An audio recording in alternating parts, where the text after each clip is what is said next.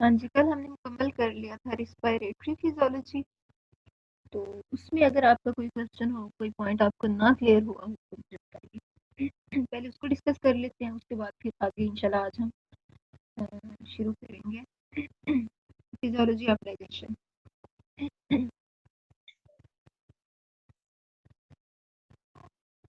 कोई आपको बात ना समझ आई हो, मतलब जितने भी उसके लेक्चर थे रिस्पायरेटरी फिजियोलॉजी में से, पूरे में से कहीं से कोई पॉइंट आपको ना क्लियर हुआ, कोई बात, सिर्फ कल वाला नहीं पूछ रही, कहीं से भी नहीं क्लियर हुआ, तो पहले हम उसको देख लेते हैं, फिर अगला टॉपिक शुरू करते हैं इंशाल्लाह।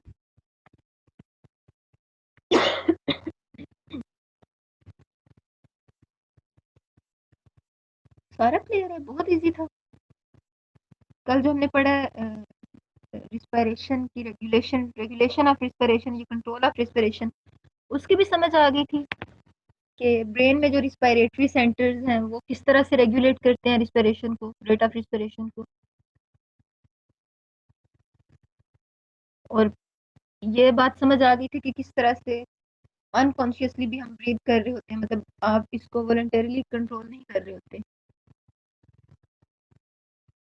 बल्कि जो मसल्स हैं वो खुद ब खुद ही, रिस्पायरेटरी ट्रैक के मसल्स जो हैं वो बॉडी की रिक्वायरमेंट जितनी हो ऑक्सीजन की, उसके अकॉर्डिंग वो खुद ही ब्रीदिंग रेट को रेगुलेट करते हैं।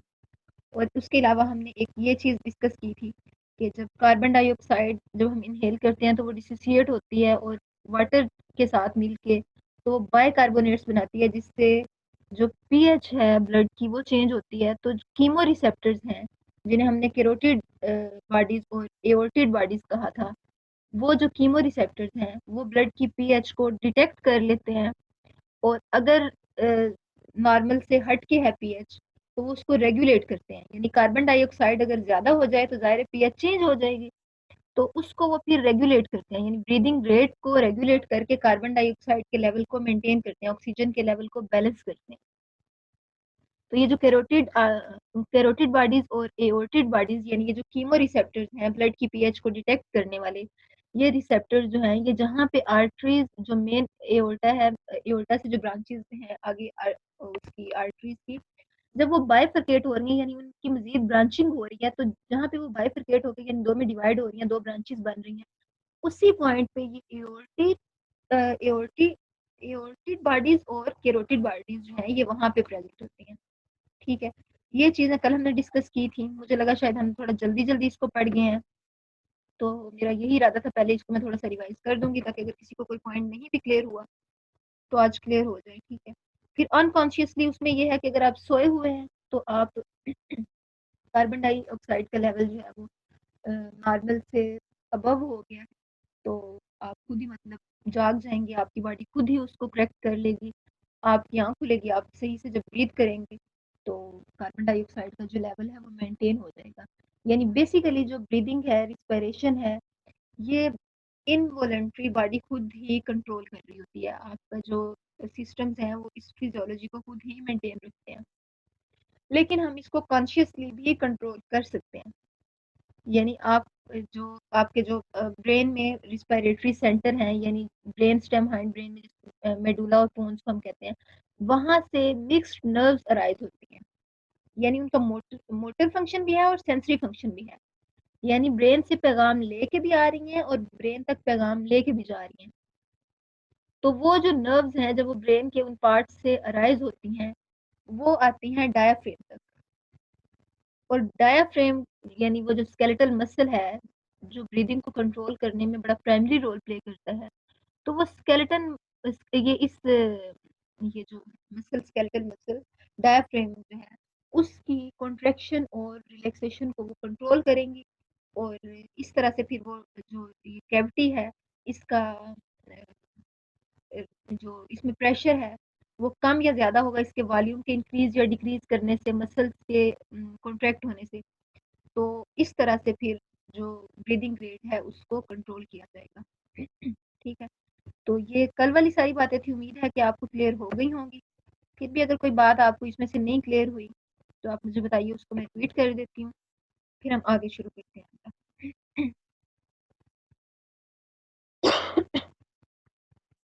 हाँ जी, मैं आपकी खामोशी का फिर यही मतलब लूँ कि क्लियर हो गया सबको।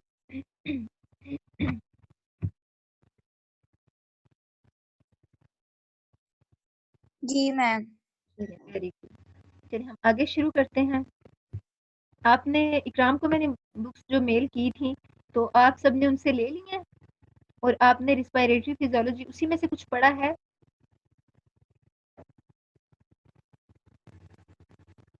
आप लोग ले लें उससे कुछ, ठीक है? क्योंकि अब जो आगे मैं शुरू करवा रही हूँ, इस असल में ये जो बुक है ना, मैम इसके मैंने बाद वो ना ग्रुप में वो सब ने ले ली है। अच्छा ले लिया फिर। ये जो बुक है ना, human anatomy and physiology 428 pages वाली जो है, दो बुक्स मैंने शेयर की थी ना एनाटॉमी वाली, ये जिसमें 428 पेजेस है ना, बहुत ही इजी वर्डिंग है, बहुत ही इजी वर्डिंग है।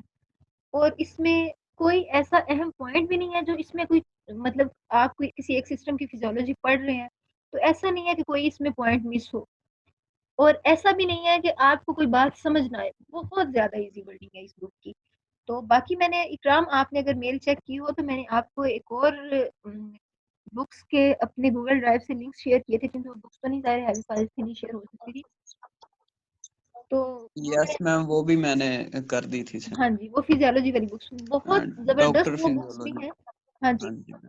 गार्टन की बुक थी एक उसमें, लेकिन वो बहुत अच्छी बुक्स है, लेकिन उसकी जो वर्डिंग है ना, थोड़ी सी डिफिकल्ट है, यानी थोड़ा सा आपको ध्यान से पढ़ना पड़ेगा। आप लोग बेशक उससे भी पढ़िए, बहुत अच्छी बुक्स है वो भी, लेकिन अगर आप बस ऐसे एक नज़र देखते हुए सारा कुछ अगर चाह रहे हैं ना कि हमें हर चीज़ समझ आती जाए और बड़ा इजीली और कोई पॉइंट मिस भी ना हो और आसानी से सारा समझ भी आए, तो ये जो ह्यूमन एनाटॉमी एंड फिजियोलॉजी की ये जो बुक है ना 428 पेजेस वाली, ये बहुत ज़बरदस्त है। तो इसमें से आप पढ़िए, ठीक है? चलिए मैं अब स्क्रीन शेयर करती हूँ और इसमें से आप देखिए कि आज हम क्या शुरू करते हैं। हाँ जी, स्क्रीन शेयर हो रही है आपके सामने। आज हमने digestive system, physiology of digestion, आज हमने ये स्टार्ट करना है, ठीक है? तो इसमें हम बड़ा तरतीब से ही चलेंगे। चलें, आप मुझे पहले तो बताइए ना कि डाइजेशन है क्या? डाइजेस्टिव सिस्टम क्या कर रहा है? डाइजेशन ही कर रहा है ना, डाइजेशन है क्या?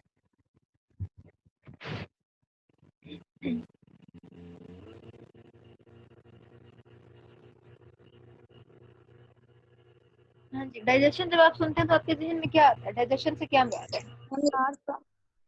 Large pieces. जी, मैम लार्ज अगर कोई पीसीज है उनका ब्रोकन इनटू स्मॉलर पीसीज, ताकि वो वेरी इजीली हमारे अंदर डाइजेस्ट हो सके। एब्जॉर्ब हो सके। यही प्रोसेस मैम डाइजेशन कहलाता बिल्कुल जबरदस्त, बिल्कुल ठीक आपने है। यस बताया। मैम। यानी जो आपकी बॉडी के हर सेल को एनर्जी चाहिए, न्यूट्रिएंट्स चाहिए, ठीक है? तो ये जो रिक्वायरमेंट है, ये आप ज़ाहिर है जब फूड इनटेक करते हैं आप न्यूट्रिएंट से एनर्जी ड्राइव करेंगे ना, तो न्यूट्रिएंट्स का हर सेल तक पहुंचना जरूरी है। लेकिन जो फूड हम लेते हैं वो तो नहीं वहां तक पहुंच सकती, ठीक है? यानी कि अगर आप कहें कि जो हमने लुकमा अपने मुंह में डाला है, जब आप इसको स्वेलो करें तो यही आपके हर सेल तक पहुंच जाए, वो तो नहीं पहुंच सकता। तो इसलिए जरूरी है कि पहले उसको इतने स्मॉलर पीसीज में कन्वर्ट किया जाए कि वो सेल्स जो है वो ऐसे अज्जा में तब्दील हो जाए, ऐसे पार्ट्स में, इतने स्मॉलर पार्ट्स में डिवाइड हो जाए, ब्रेक डाउन हो जाए उसकी लार्जर पार्टिकल्स की, फूड पार्टिकल्स की, कि हर सेल तक वो जो फूड पार्टिकल्स हैं वो पहुंच सके, हर सेल अपनी जो उसकी एनर्जी रिक्वायरमेंट है वो पूरी कर सके। तो वो ये जो प्रोसेस है लार्जर पार्टिकल्स का स्मॉलर पार्टिकल्स में डिवाइड होना, इसे हम कहते हैं डाइजेशन। और डाइजेशन के बाद जब वो जो फूड पार्टिकल्स हैं, जब वो डिवाइड होके तो आगे जाते हैं, एब्जॉर्ब होते हैं। मैं यहाँ से आपको दिखाना चाह रही हूँ, यहाँ मैंने कहीं पे देखी है बड़ी अच्छी डायग्राम थी।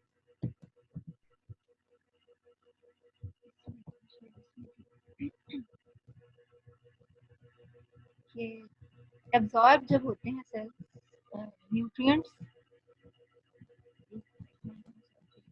उसको हम एब्जॉर्प्शन कहते हैं।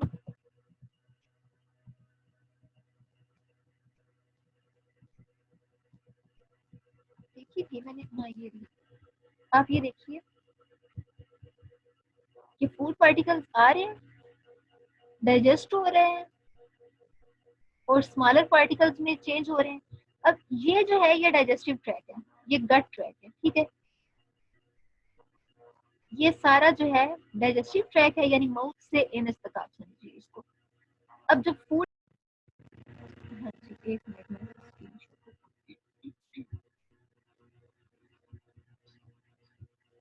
हाँ जी ये देखिए, ये आपको नजर आ रही होगी स्क्रीन।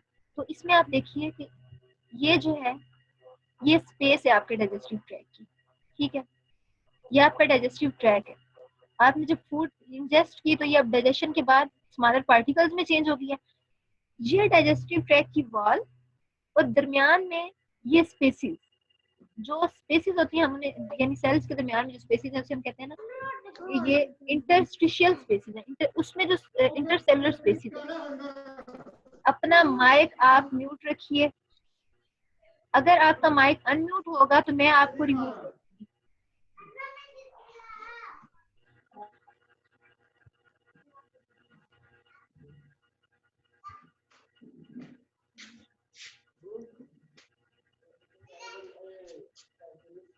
मोहम्मद बिलाल, अब अगर दोबारा आपका माइक अनम्यूट हुआ तो आप एक दो दफा पहले क्लास में भी ये कर चुके हैं तो मैं आपको रिमूव कर दूंगी, ठीक है।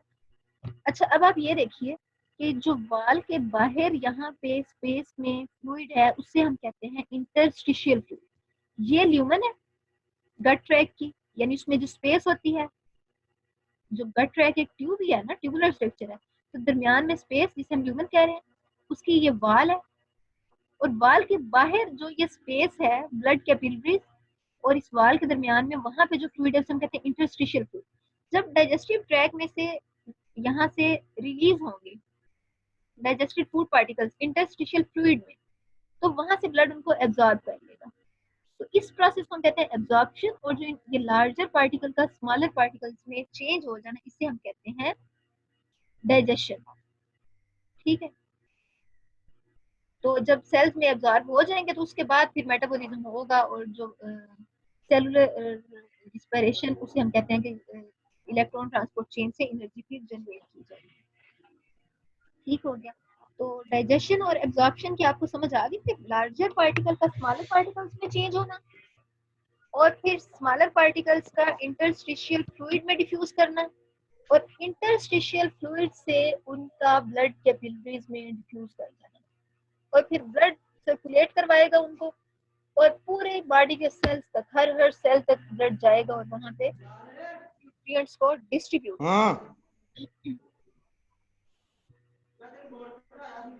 ਉੱਥੇ ਪਿਆ ਹੀ ਉਹਨਾਂ ਕੋਲ ਲਾਇਆ। मोहम्मद बिलाल, आपको मुझे लगता है बात की समझ नहीं आती है। अब जिसने बात करनी हो आप हैंड रेस कीजिएगा, मैं आपका माइक खोलूंगी। अच्छा इसके बाद आप देखिए कि ये जो डाइजेस्टिव ट्रैक है यानी माउथ से एनस तक जो पूरा एक गट है इसे हम कहते हैं डाइजेस्टिव ट्रैक। इसका स्ट्रक्चर कैसा है, इसका जो ये जो हमने अभी पीछे भी मैंने आपको यहाँ पे भी दिखाया था कि ये जो ल्यूमन है इसकी वाल है, ठीक है। ये जो वाल है ये किस किस्म की है ये हम देखते हैं। ये जो वाल है ना ये होती है लेयर्स की सूरत में, ऐसा नहीं है कि एक सिंगल जो है वाल उस सूरत में ये हो, बल्कि ये वाल जो है ये लेयर्स की सूरत में होती है। अब लेयर्स कौन कौन सी होती हैं वो हम देखते हैं। ये देखिए यहाँ ये इन इन वाली फाइल्स में असल में बहुत अच्छी ये डायग्राम्स थी। बाकी आप लोग प्यार ये ह्यूमन एनाटॉमी वाली जो बुक है वहीं से कीजिएगा, ठीक है। लेकिन ये समझने के लिए आप देखिए कि एक इसकी आउटर मोस्ट लेयर है, ठीक है, ये जो आपको लाइट कलर की नजर आ रही है, ठीक है। अब आप उसके अंदर फिर देखिए आपको ये रेड वाली जो थिक सी लेयर नजर आ रही होगी। उसके बाद फिर आप देखिए आपको ये लाइट कलर की लेयर नजर आ रही है, ठीक है। फिर उसके बाद डार्क कलर की लेयर नजर आ रही है, फिर आपको लाइट कलर की लेयर नजर आ रही है और दरमियान में ये ल्यूमेन, ठीक है। अब हम देखते हैं कि ये लेयर्स जो हैं ये कौन कौन सी हैं। लेकिन आपको ये अंदाजा होगा कि ये देखें ये लेयर स्ट्रक्चर है। ऐसा नहीं है कि जैसे हम कैपिलरीज की बात करते हैं तो हम कहते हैं कि ये सिंगल सेल्ड वॉल होती है इनकी कैपिलरीज की। लेकिन ये जो हमारा गट ट्रैक है, डाइजेस्टिव ट्रैक है, ये इसमें आप देखिए कि ये जो पूरा ट्रैक स्टार्ट से एंड तक ये लेयर स्ट्रक्चर ही है। ऐसा नहीं है कि स्टार्ट में ये कुछ और है मतलब कोई लेयर जो है वो कुछ कम है या ज्यादा है, एंड तक जाते जाते कुछ और होती जाएंगी, नहीं। ये जो इसकी वाल्व है, इनकी ये जो कंपोजिशन है, ये एंड तक बिल्कुल सेम रहेगी। डाइजेस्टिव ट्रैक में पूरा पैसेज वे जो है माउथ से लेके एनस तक, ये सारा जो है ये इसमें वाल की यही कंपोजिशन रहेगी। ये जो आपको लेयर स्ट्रक्चर नजर आए हैं ये एंड तक ऐसा ही रहेगा, ठीक है। तो यहाँ जो आप अभी आपके सामने शो हो रहा है, इसमें स्टार्ट में यही डाइजेस्टिव ट्रैक को बताया हुआ है कि डाइजेस्टिव ट्रैक क्या है। यानी आप फूड को इंजेस्ट करते हैं, डाइजेशन के बाद आप उसको न्यूट्रिएंट्स को एब्जॉर्ब कर लेते हैं, और जो सॉलिड वेस्ट प्रोडक्ट्स होते हैं डाइजेशन के, उनको आप बॉडी से एक्सपेल कर देते हैं।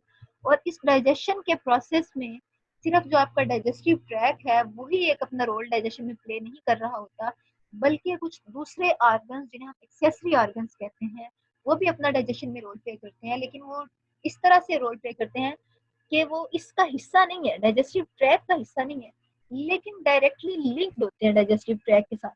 डायरेक्टली लिंक किस तरह से है कि अपने डक्ट्स जो हैं वो इनकी डाइजेस्टिव ट्रैक के साथ कनेक्टेड है, और वो अपने जो स्क्रीशंस हैं जो डाइजेशन करवाती हैं, उन ऑर्गन्स की स्क्रीशंस जो डाइजेशन करवाएंगी, वो स्क्रीशंस वो डक्ट के थ्रू वो इस डाइजेस्टिव सिस्टम में रिलीज कर देते हैं। तो आगे जाके फिर हम देखेंगे कौन से एक्सेसरी ऑर्गन्स हैं और क्या उनकी स्क्रीशंस हैं, वो सारा हम देखेंगे, ठीक है।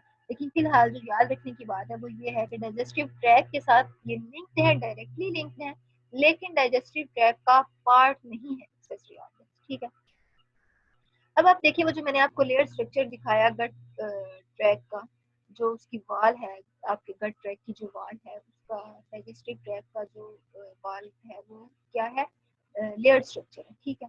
अब वो जो लेयर है वो उनमें से जो आउटर मोस्ट लेयर है उसका क्या नाम है, इनर मोस्ट लेयर का क्या नाम है, दरमियान में कौन सी लेयर्स हैं, ठीक है। वो अभी आप यहाँ से ध्यान से देखिए और सुनिए कि क्या है। अब ये वही बात कि the wall of digestive tract from the oesophagus to the anus is similar in structure. ऐसा नहीं है कि दरमियान में स्ट्रक्चर कहीं चेंज हो रहा है, सारी जगह पे शुरू से लेके एंड तक पूरे डाइजेस्टिव ट्रैक का इनर मोस्ट लेयर से लेके आउटर मोस्ट लेयर तक सेम स्ट्रक्चर रहेगा, ठीक है। तो अब आप इसमें ये देखिए जो फर्स्ट लेयर है, यानी जो इनर मोस्ट लेयर है, ल्यूमन को जो फेस कर रही है, जो ल्यूमन की लाइनिंग है, एपिथेलियल लेयर, उससे हम कहते हैं म्यूकस मेम्ब्रेन। म्यूकस मेम्ब्रेन इस वजह से कहते हैं क्योंकि इसमें ऐसे ढेर सारे सेल्स होते हैं जो म्यूकस क्रिएट करते हैं।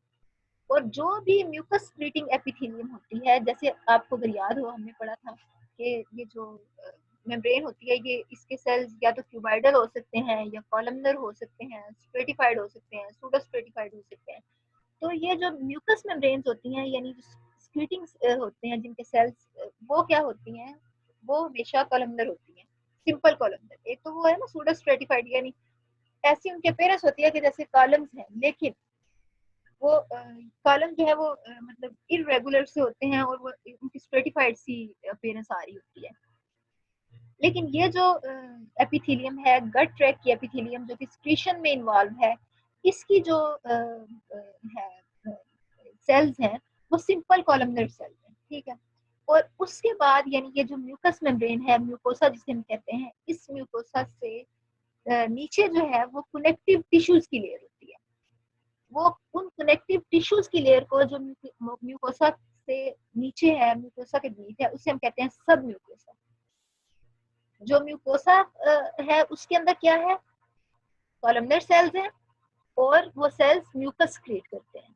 और जो सब म्यूकोसा है उसके सेल्स में क्या क्या चीजें हैं, यानी जो सब म्यूकोसल लेयर है इसके अंदर क्या क्या है, तो उसके अंदर ब्लड वेसल्स हैं, और ये लेयर जो है ये इनर्वेटेड भी है, यानी कि नर्व की सप्लाई भी है। इसका मतलब ये हुआ कि जो सब म्यूकोसा है वहां पे जो डाइजेस्टिव एक्टिविटी हो रही है उसको नर्वस सिस्टम रेगुलेट कर रहा है।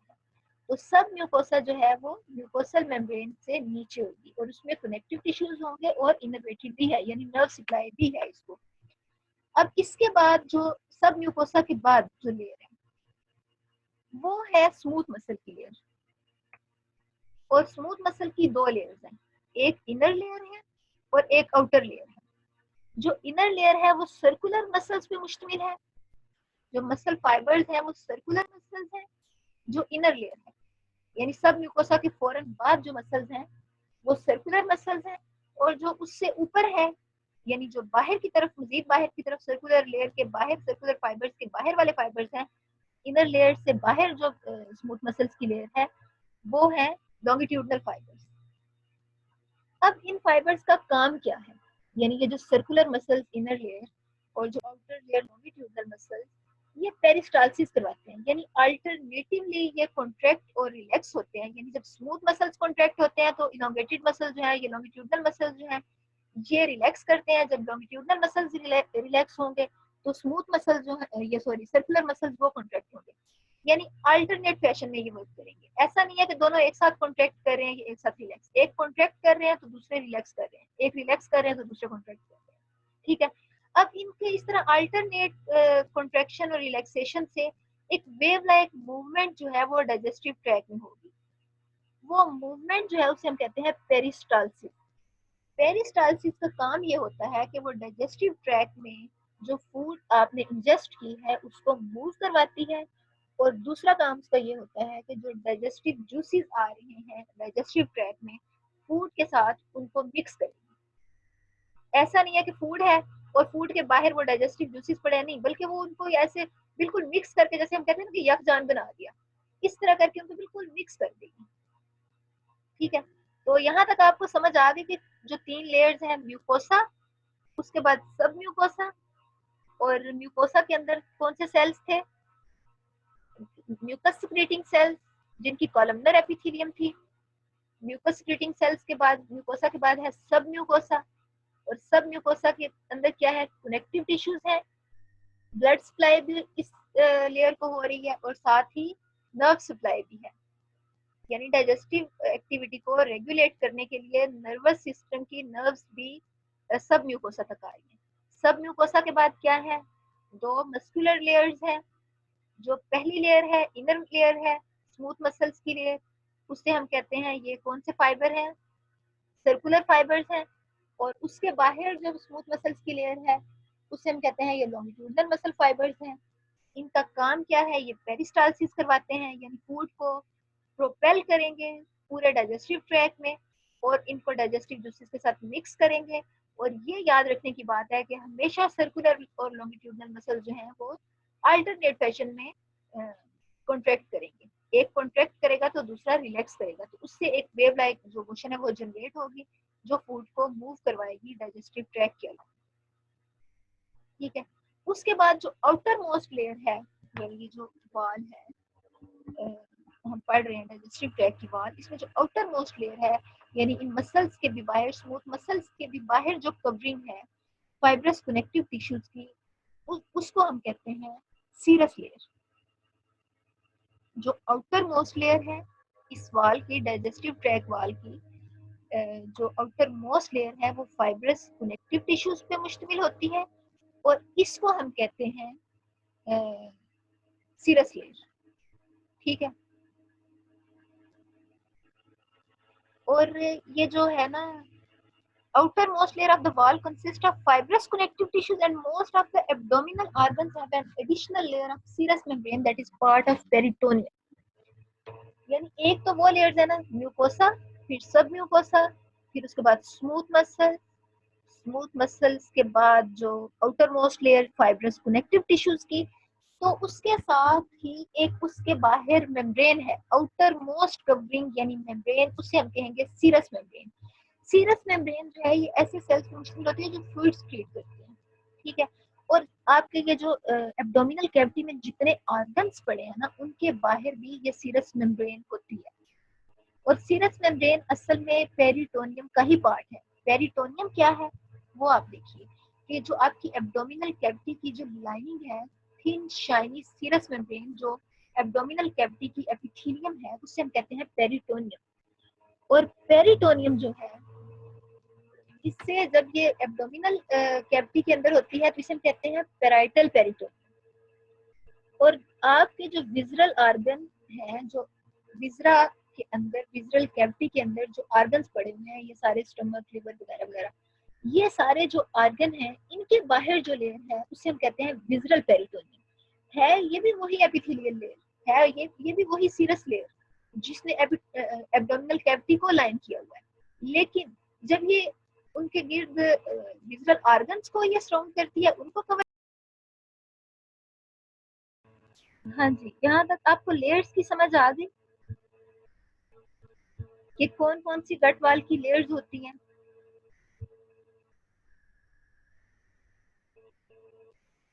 कोई पॉइंट जो आपको ना क्लियर हुआ हो पेरिटोनियम से पहले तक?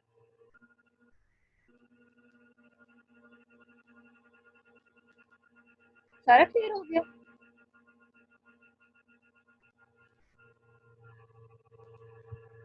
हाँ जी, मेरी आवाज आ रही है आपको?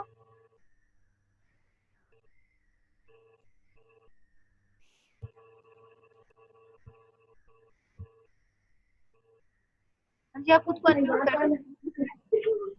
जी मैम, आपकी आवाज आ रही है। हाँ जी, यहाँ तक आपको लेयर्स का क्लियर हो गया कि किस तरह से ये जो वाल है ये एक लेयर स्ट्रक्चर है और इसके अंदर कौन सा और स्मूथ मसल्स और उसके बाद फाइब्रस कनेक्टिव टिश्यूज और फाइबर और उसके बाहर सीरस लेयर, ये आपको समझ आ गई यहाँ तक? चलिए ठीक है, आगे आप देखिए पेरिटोनियम। पेरिटोनियम की हम बात कर रहे थे कि जो एब्डोमिनल कैविटी को जो लेयर लाइन कर रही है उसे हम कहते हैं कि ये वाली जो सीरस लेयर है ये पेरिटोनियम है। जब यही पेरिटोनियम एक्सटेंड होके एब्डोमिनल कैविटी में जो आपके आपके विजरा में आपके जो विजरल ऑर्गन्स पड़े हुए हैं, यानी आपके स्टमक और लिवर वगैरह, जो जब ये यही पेरिटोनियम उनको सराउंड करती है तो इसे हम कहते हैं विजरल पेरिटोनियम। और जब ये एब्डोमिनल कैविटी को लाइन करती है तो इसे हम पेराइटल पेरिटोनियम कहते हैं। ठीक है, ये बात आपको समझ आ गई कि पेराइटल पेरिटोनियम हम कब कहेंगे और विजरल पेरिटोनियम कब कहेंगे?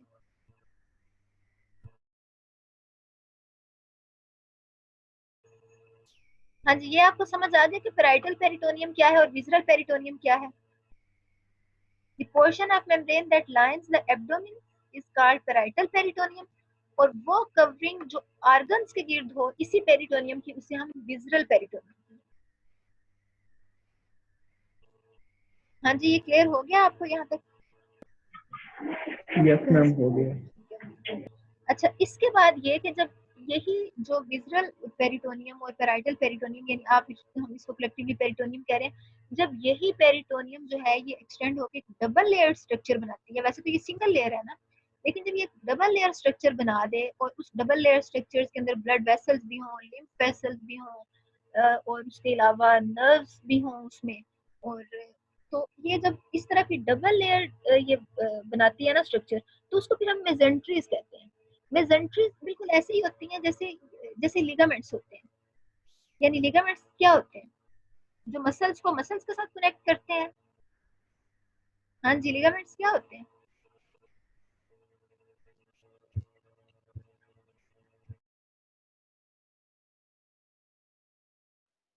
मसल टू मसल अटैचमेंट होती है। हाँ जी, तो उसको हम कहते हैं लिगामेंट।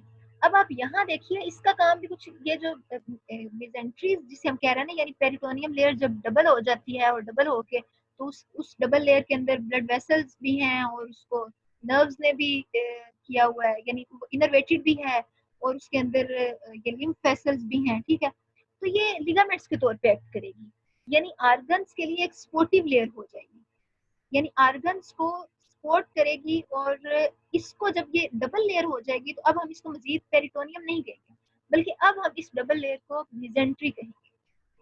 है ये पेरिटोनियम ही, लेकिन डबल लेयर है। ठीक है, और पेरिटोनियम जो है इसकी शेप जो है ये फैन लाइक होती है। अगर आपने कभी इस तरह से मतलब देखी हो, यहाँ पे शायद मैं देखती हूँ, मुझे कहीं से नजर आ जाए कि ऑर्गन्स जो है आप देखते होंगे कि उनके बाहर एक डबल लेयर होती है। ऐसा नहीं होता कि वो बिल्कुल आपको ऐसे ही ऑर्गन नजर आ रहे हो, यानी एक थिन सी डबल लेयर ऑर्गन्स के गिर्द मौजूद होती है। कभी आपने नोट किया है ऑर्गन्स के गिर्द एक लेयर होती है?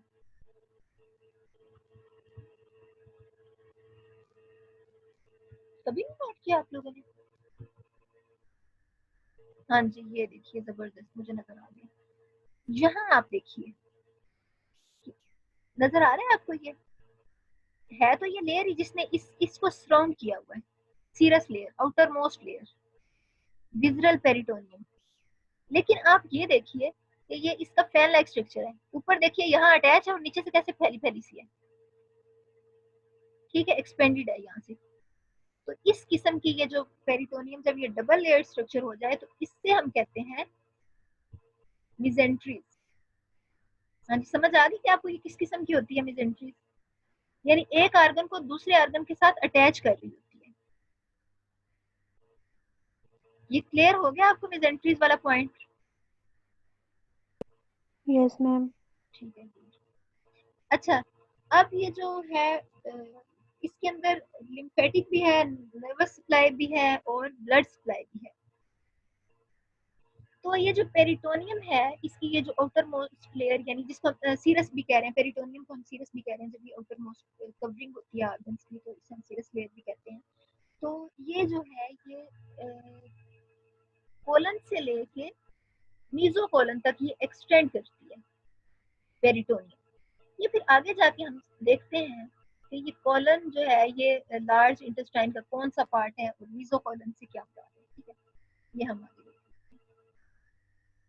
हैं। ये आप देखिए, ये जो भी बल्कि मैंने आपको स्ट्रक्चर दिखाया, मेरे ख्याल है ये वही बात यहाँ पे आ भी गई है कि a large double layer of peritoneum containing much fat hangs like an apron over the front of intestine. This greater omentum extends from the lower border of the stomach into the pelvic part of the abdomen and moves back up to the transverse colon.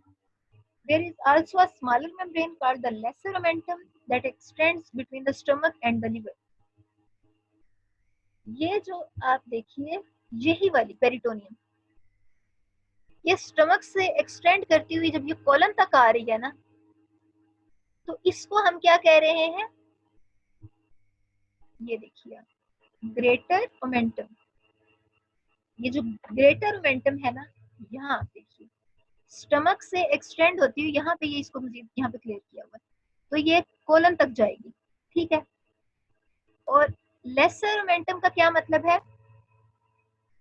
Smaller membrane, जो कि stomach से liver तक extend करती है, उसे हम कहेंगे lesser omentum. ये देखिए lesser omentum that x tends between the stomach and liver, यानी दो ऑर्गन को जोड़ रही है ना, स्टमक और लिवर को, लिगामेंट के तौर पे एक्ट कर रही है, सपोर्ट प्रोवाइड कर रही है, ठीक है, उनको अपनी जगह पे उनको स्पेंड रख रही है। तो ये जो लेसर ओमेंटम यानी स्मॉलर मेम्ब्रेन जो स्टमक और लिवर को कनेक्ट कर रही है, लिगामेंट के तौर पे एक्ट कर रही है, उनको सपोर्ट कर रही है, सपोर्ट प्रोवाइड कर रही है, उसे हम कह रहे हैं लेसर ओमेंटम। और ग्रेटर ओमेंटम जो है उसको आप देखिए, it extends from the lower border of the stomach into the pelvic part of the abdomen, यानी आपका जो लोअर एब्डोमेन है वहां तक ये लेयर एक्सटेंड करेगी। और उसके बाद it loops back up to the transverse colon, यानी अगर आप कोलन का सेक्शन देखें, अब यहाँ पे मुझे एक था वैसे किसी स्लाइड में,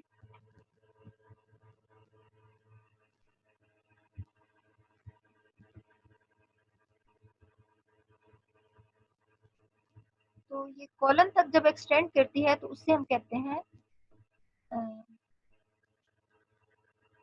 ग्रेटर,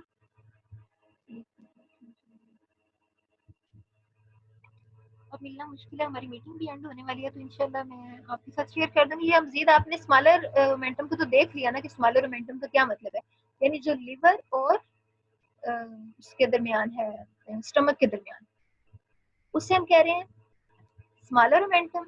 और जो पूरे यानी कि अपर पार्ट से लेके कहाँ तक एक्सटेंड कर रही है, आपके पेल्विक एब्डोमेन तक, यानी लोअर एब्डोमेन तक, तो उससे हम कहेंगे ये ग्रेटर मोमेंटम है, ठीक है। तो यहाँ तक अगर आपको कोई बात ना समझ आई हो तो मुझे बताइए, तो उसके बाद इंशाल्लाह फिर कल हम मज़ीद आगे करेंगे।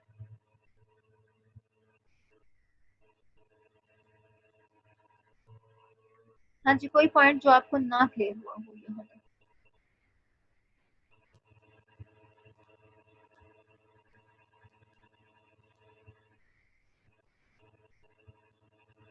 चलिए ठीक है, फिर मैं रिकॉर्डिंग स्टॉप करी, उसके बाद में आपके क्वेश्चंस